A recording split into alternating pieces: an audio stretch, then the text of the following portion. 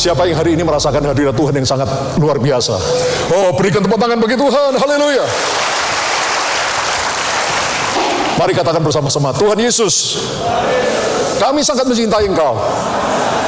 Engkau segala-galanya bagi kami. Berikan tepuk tangan yang hebat bagi Dia. Haleluya. Saudara yang kekasih, khotbah saya hari ini saya beri judul Genapnya Nubuatan Para Nabi. Saudara, setiap kali kita merayakan Natal, biasanya dibacakan atau dikisahkan kisah tentang Natal. Dan pada Natal kali ini kita akan melihat kisah Natal yang terambil dari Injil Matius pasal 1 ayat 18 sampai 25. Tidak usah dibaca, saudara, saya ceritakan saja. Kita semua sudah hafal.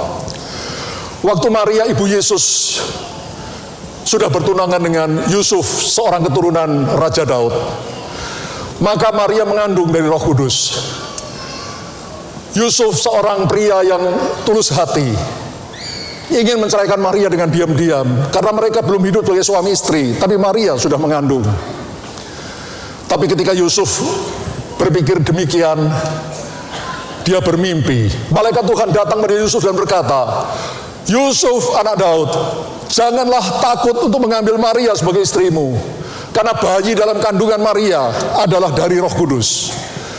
Maria akan melahirkan seorang anak laki-laki, dan kamu harus memberi nama dia Yesus, karena dia akan menyelamatkan umatnya dari dosa.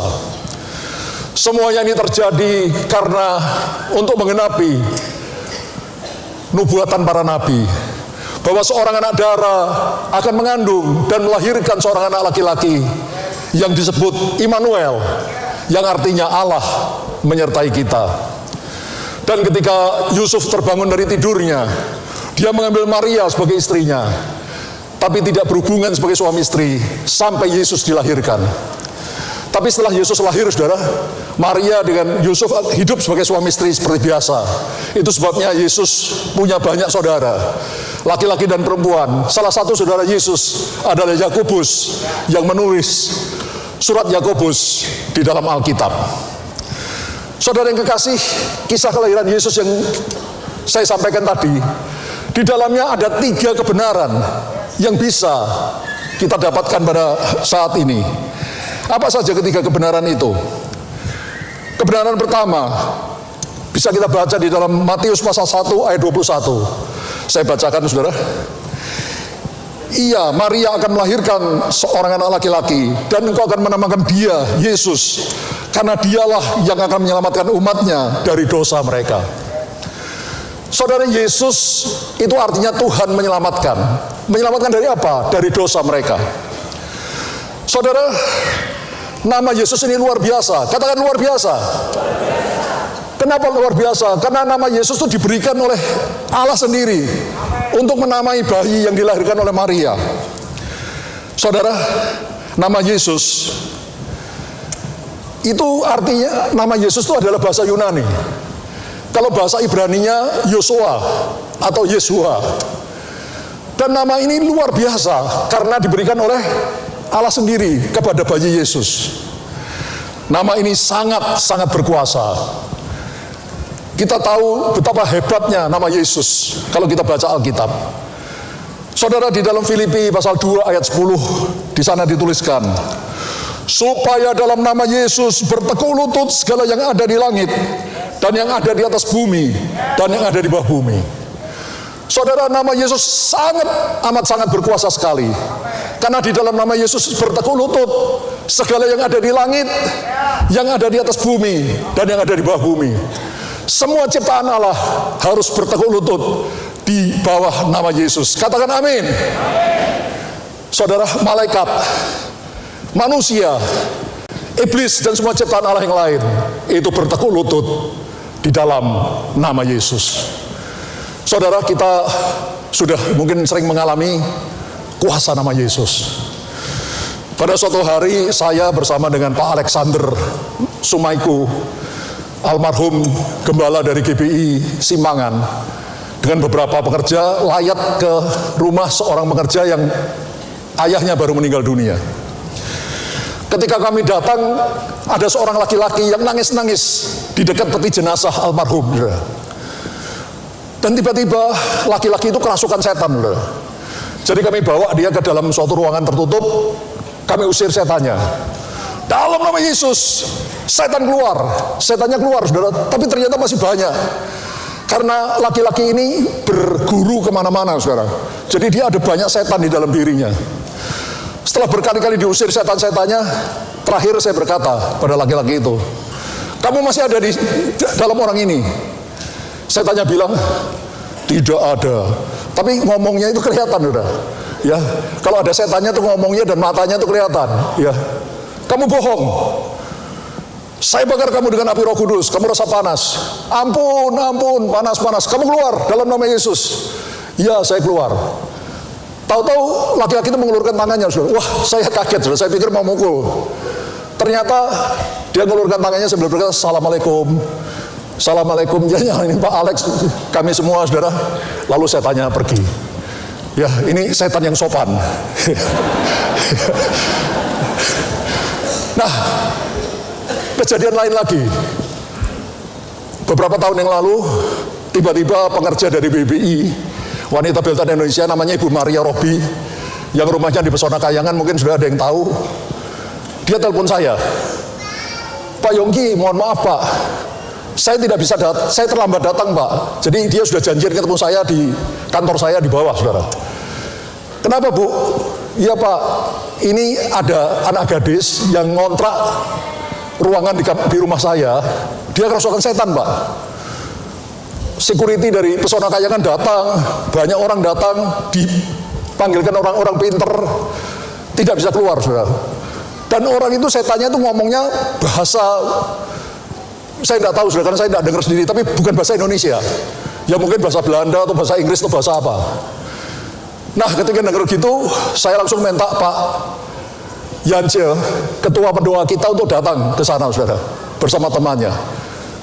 Dalam waktu singkat, Pak Yance dengan pekerja yang lain mengusir setan itu dalam nama Yesus, dan setannya langsung lari. Berikan tepuk tangan bagi Tuhan.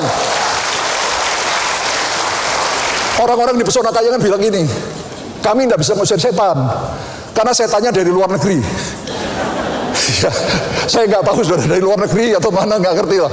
Memang bahasanya bukan bahasa Indonesia. Tapi dengar baik-baik, saudara. Setan luar negeri, setan dalam negeri, semuanya tunduk di bawah nama Yesus. Berikan tepuk tangan bagi Tuhan. Haleluya. Saudara, banyak sekali mujizat. Bukan hanya itu. Di dalam Kisah Para Rasul pasal 3 ayat 6 dituliskan demikian. Tetapi Petrus berkata, emas dan perak tidak ada padaku, tetapi apa yang kupunya aku berikan kepadamu. Demi nama Yesus Kristus orang Nazaret itu, berjalanlah.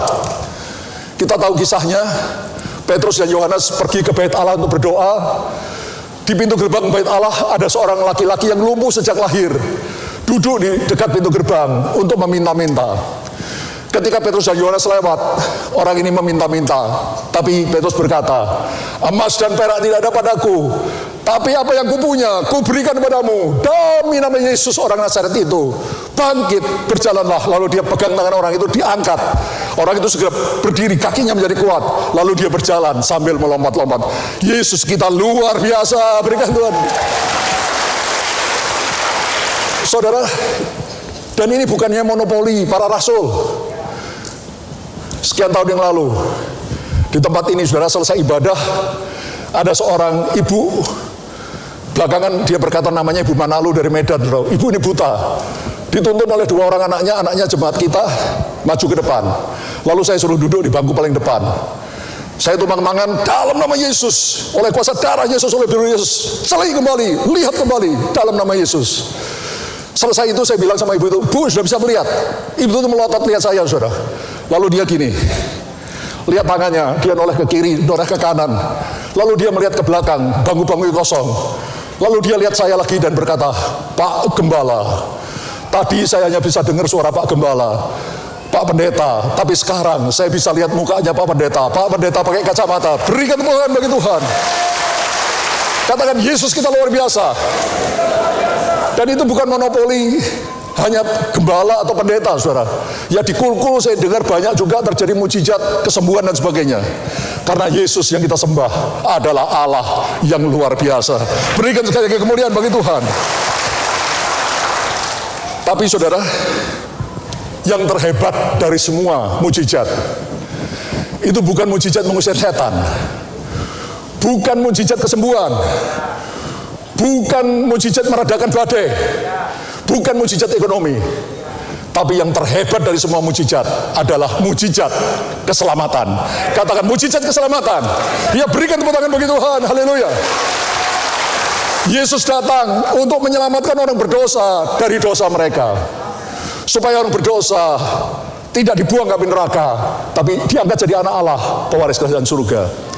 Karena itu saudara, mari kita lihat di keluarga kita, teman kita, sekitar kita. Apakah ada orang-orang yang belum selamat? Kalau belum selamat, doakan mereka dan coba hubungi mereka supaya mereka pun diselamatkan. Kita diselamatkan bukan hanya supaya kita selamat sendirian, tapi supaya orang lain di sekitar kita juga diselamatkan. Berikan tepuk tangan bagi Tuhan. Haleluya. Beberapa tahun yang lalu ketika saya sedang doa puasa di Ungaran, tiba-tiba Tuhan ingatkan pada paman saya. Paman saya ini adalah pensiunan dokter tentara, saudara, yang tinggal di kota Magelang. Orangnya baik, saudara, tapi saya tahu dia belum selamat. Karena itu saya datang ke sana, saudara, atas dorongan Roh Kudus. Saya injili dia. Terus terang saya takut, saudara, karena ini dokter tapi tentara, saudara. Ya saya takut digaplak, dikeplakin, ditonjok itu. Ya, saudara, memang paman saya ketika saya injili marah, saudara, ya. Tapi kemudian dia bertobat, saudara, terima Yesus. Dan yang luar biasa, beberapa bulan kemudian paman saya meninggal dunia karena kanker paru-paru. Kalau saat itu saya tidak ikuti dorongan Roh Kudus untuk menginjili dia, saat ini paman saya sudah ada di api neraka. Tapi karena saya ikut dorongan Roh Kudus, saya yakin 1000% paman saya sudah bersama Yesus di dalam kerajaan surga. Berikan kemuliaan bagi Tuhan. Saudara, ini hari Natal. Kalau engkau ingin memberikan hadiah yang terindah bagi Yesus, bawa jiwa-jiwa bagi Tuhan, persembahkan jiwa-jiwa bagi Tuhan. Haleluya. Wah, ini tepuk tangannya kurang mantap, saudara. Berikan tepuk tangan bagi Tuhan. Karena Yesus datang untuk menyelamatkan orang berdosa dari dosa mereka, supaya mereka boleh masuk surga. Nama Yesus adalah Tuhan yang menyelamatkan. Menyelamatkan dari apa? Dari dosa kita, dari dosa manusia, supaya manusia boleh dibawa ke dalam surga. Yang percaya katakan amin. Saudara, kebenaran kedua dari ayat-ayat yang kita baca tadi atau kita sampaikan tadi, Matius 1 ayat 22, malaikat berkata, hal itu terjadi supaya genaplah yang difirmankan Tuhan oleh Nabi. Saudara, yang kedua, kebenaran kedua, kelahiran Yesus 2000 tahun yang lalu, itu menggenapi nubuatan para nabi. Saudara yang kekasih,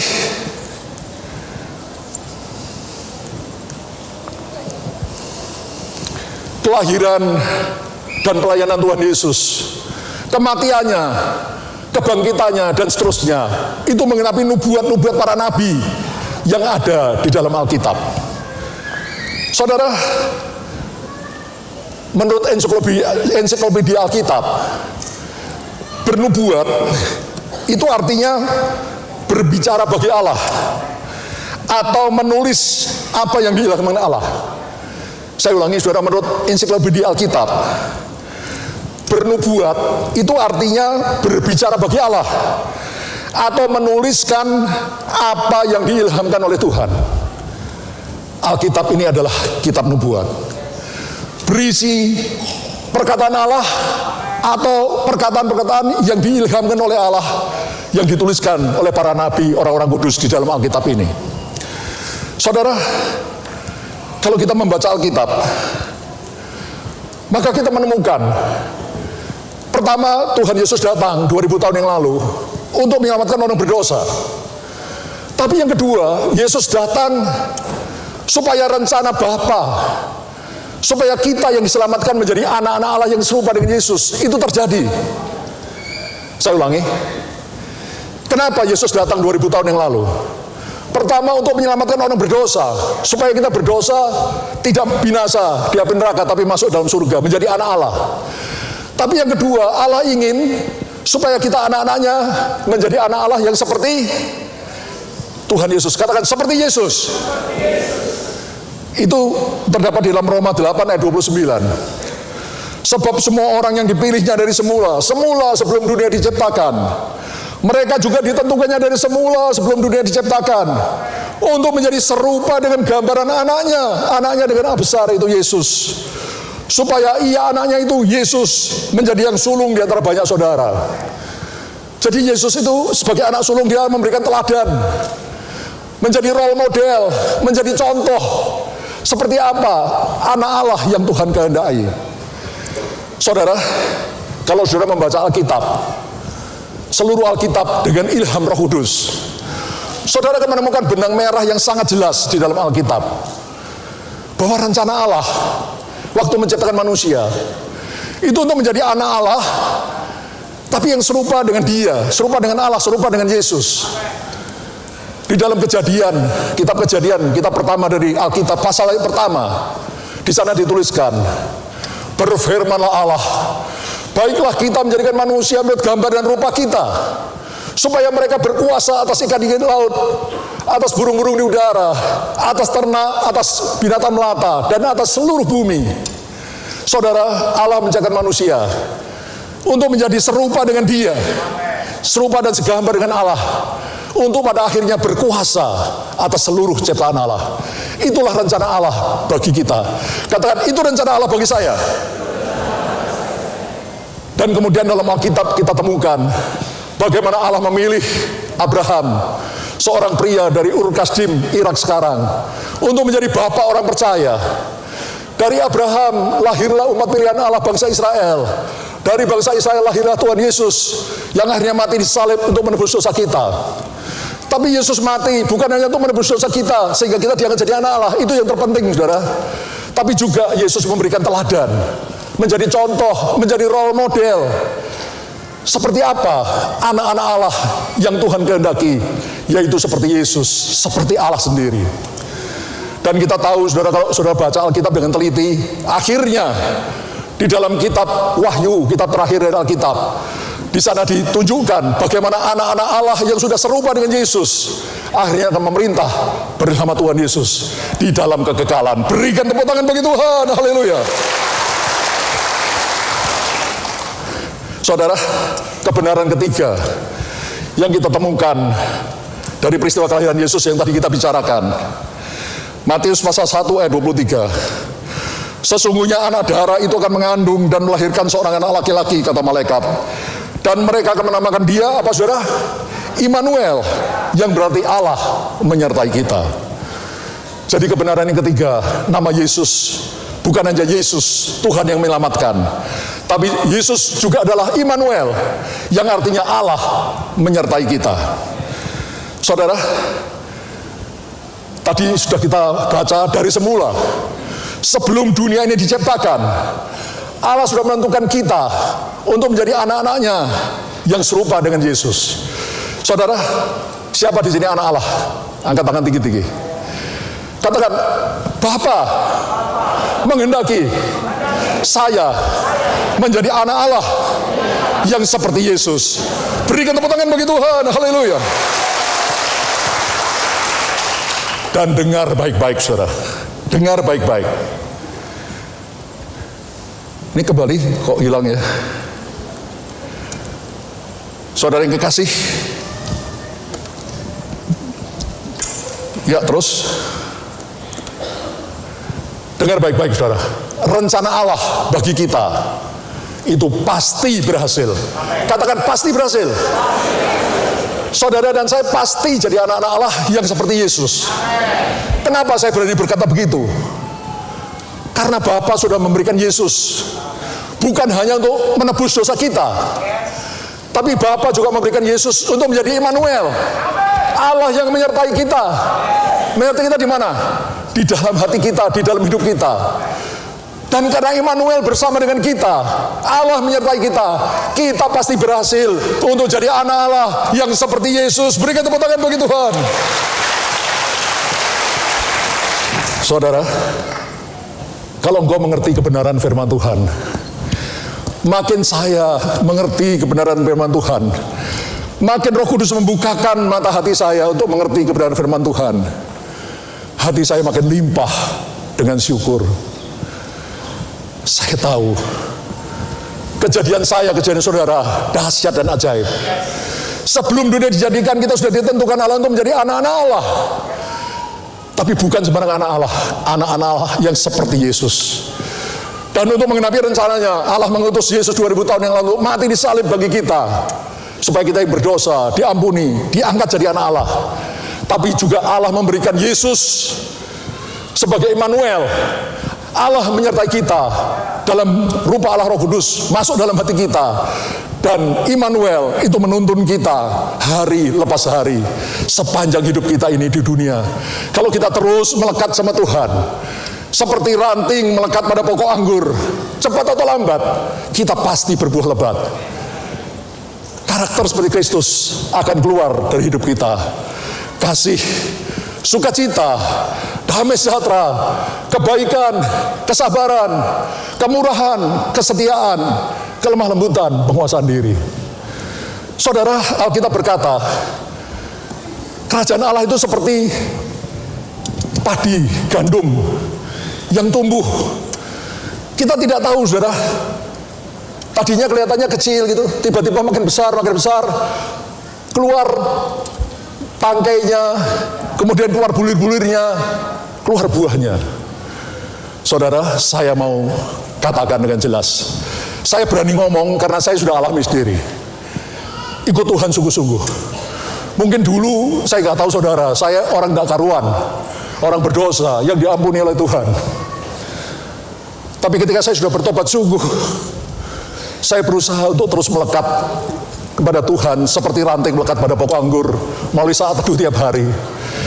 Saya jadikan waktu tiap hari untuk berdoa, memuji, menyembah Tuhan, untuk baca firman Tuhan. Saya renungkan, saya simpan dalam hati, lalu saya lakukan dalam hidup. Saudara, lambat tetapi pasti. Melalui pergumulan demi pergumulan, kadang-kadang jatuh, bangun, Tuhan angkat lagi. Tapi lama-lama, saya lihat buah Roh itu mulai keluar dalam hidup saya.